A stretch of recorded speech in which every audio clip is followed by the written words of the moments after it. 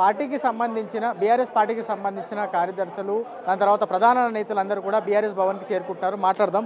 ఏంటి సార్, ఇప్పుడు కవిత సస్పెన్షన్ అనేది ఏ విధంగా చూడాలి? పార్టీకి సంబంధించి ఇన్ని రోజులు పనిచేశారు, కానీ ఇప్పుడు హరీష్ రావు, సంతోష్ రావు మీద చేసినటువంటి వ్యాఖ్యలకే ఆమెను సస్పెండ్ చేయడం జరిగిందా, లేకపోతే ఇన్ని రోజులు చూస్తున్నటువంటి తీరు కానీ, లేకపోతే జాగృతిని లిఫ్ట్ చేస్తూ బీఆర్ఎస్ని ఇబ్బంది పెడుతున్నట్టు ఆమె బిహేవియర్ మీకు అనిపించింది? అదేం లేదండి. ఈ యొక్క నాయకత్వం పార్టీకి పనిచేసిన వ్యక్తులమే. ఇవాళ కవిత గారి పట్ల మా నాయకుడు తెలంగాణ రాష్ట్రాన్ని సాధించిన వ్యక్తి ఒక్కడుగా బయలుదేరి తెలంగాణ రాష్ట్ర ప్రజల సంక్షేమమే ఊపిరిగా పనిచేసిన వ్యక్తి. ఆయనను విడిచిపెట్టిన ఏ రాజకీయాలలో ఎవరున్నా ఆయనను విడిచిపెట్టిన వాళ్ళకి రాజకీయాల్లో వాటి వరకు అడ్రస్సులు లేవు. ఆయన తీసుకున్న నిర్ణయాన్ని మేము స్వాగతిస్తా ఉన్నాం. రాష్ట్ర పార్టీ కార్యదర్శి నేను. 2001 నుంచి సారుతో మేము పనిచేసిన వ్యక్తిని. లింగంపల్లి కిషన్ రావు నా పేరు, వరంగల్ జిల్లా మాది. ఆయన తీసుకున్న నిర్ణయము మేము స్వాగతిస్తా ఉన్నాం. అది సరి అయిన చర్యనే. ఇవాళ హరీష్ రావు గారి పట్ల కానీ, సంతోష్ రావు గారి పట్ల కానీ, సోదరిమ్మని ఈమె కవిత గారు మాట్లాడినటువంటి తీరును కూడా మేము తీవ్రంగా ఖండిస్తూ ఉన్నాం.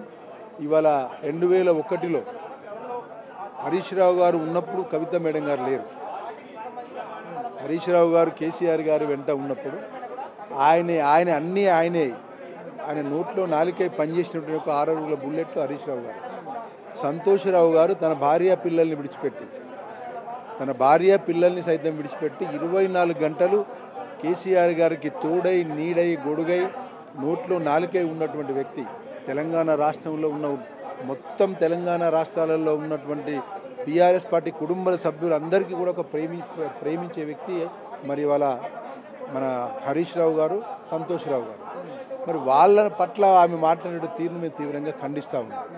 ఏది ఏమైనా పార్టీ లైన్ ఎవరమైనా దాటద్దు అనేది కేసీఆర్ గారి యొక్క లైన్. అది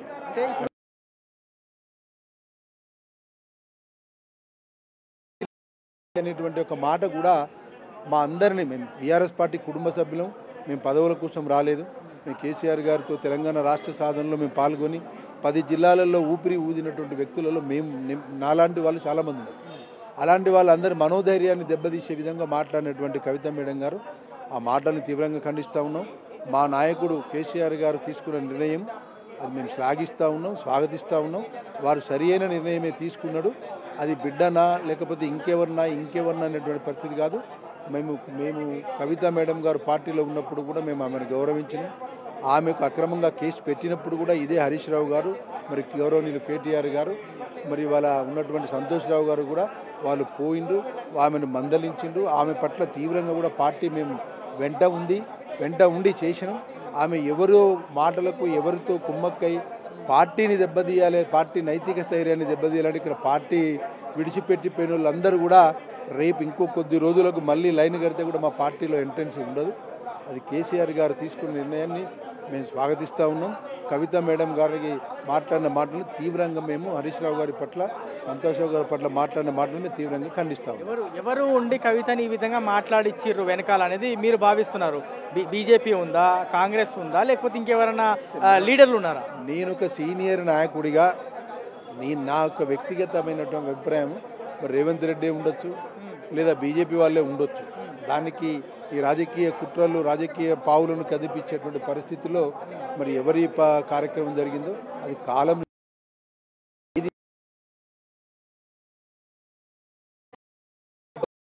ఇక్కడ ఉన్నటువంటి వ్యక్తులు ఎంతమంది ఎదిగినోళ్ళు, ఎదిగి సారు వెంట ఉండి సారును దగ్గర తీసుకున్నటువంటి వాళ్ళందరూ సారుకు మోసం చేసిపోయిన వాళ్ళు చాలామంది ఉన్నారు. అందులో ఈమె కూడా మా అధినేత బిడ్డగానే మేము ఎన్నడూ గౌరవించాం. కానీ మా అందరినీ బాధపెట్టి, బీఆర్ఎస్ పార్టీ కుటుంబ సభ్యులందరినీ బాధపెట్టి మనోధైర్యాన్ని దెబ్బతీసే విధంగా ఆమె మాట్లాడడం అనేటువంటిది అది బాధాకరం. సరి అయిన నిర్ణయం సార్ తీసుకున్నాడు, దాన్ని మేము స్వాగతిస్తూ ఉన్నాం. మేము మనస్ఫూర్తిగా కేసీఆర్ గారి వెంట నిశ్వాస మా ప్రాణం ఉన్నంత వరకు వారితోనే ఉంటాం. వారిని విడిచిపెట్టిన వాళ్ళకు అడ్రస్ రాజకీయాల్లో ఉండదు. ఇప్పుడు మీలాంటి వాళ్ళు చాలా మంది కూడా కేసీఆర్ నాయకత్వంలో కేసీఆర్ చూపినటువంటి దారులు నడిచిర్రు, ఇంతవరకు ఎదిగిర్రు. అట్లాంటిది కేసీఆర్ బిడ్డ వేరే వాళ్ళు పావుగా వాడుకుంటే ఆమె అంత ఈజీగా వాళ్ళ వైపు చూసి ఈ విధంగా వ్యాఖ్యలు చేస్తుంది అనుకుంటున్నారా? చూడండి, మేము దాంట్లో వ్యక్తిగతమైనటువంటి దాంట్లో పోదలుచుకోలేదు. మేము మొన్న కూడా ట్విట్టర్లో పెట్టిననే ఒక ప్రాంతీయ పార్టీ పెట్టినప్పుడు తమిళనాడులో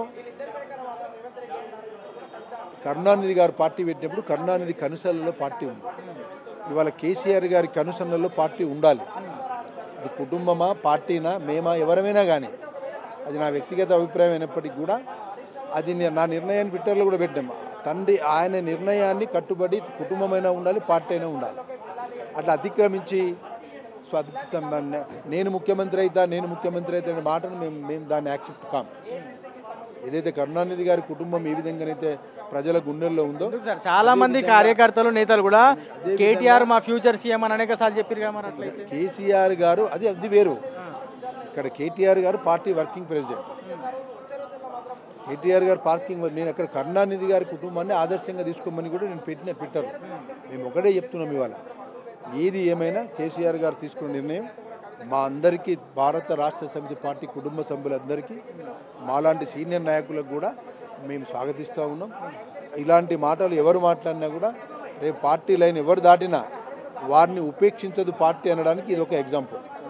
సో ఇది మొత్తానికి కేసీఆర్ కవితని సస్పెండ్ చేయడం సరైన నిర్ణయం.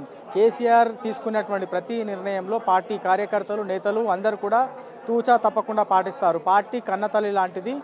అలాంటి పార్టీని ఇంత పెద్ద సంఖ్యలో ఉన్నటువంటి కార్యకర్తల మనోభావాలను దెబ్బతీసింది కవిత కాబట్టే కవితని కేసీఆర్ సస్పెండ్ చేశారు అనేది అభిప్రాయం వ్యక్తం అవుతుంది. మరి కాసేపట్లో మరికొంతమంది లీడర్లు బీఆర్ఎస్ భవన్కి చేరుకుంటారనే సమాచారం ఉంది. మరి వచ్చిన తర్వాత ఏ విధమైనటువంటి రెస్పాన్స్ వాళ్ళ దగ్గర ఉంటుంది, ఏ విధమైనటువంటి వ్యాఖ్యలు కవిత సస్పెన్షన్ మీద కావచ్చు, కవిత చేసినటువంటి వ్యాఖ్యల మీద చేస్తారు అనేది వేసి చూడాల్సి ఉంది.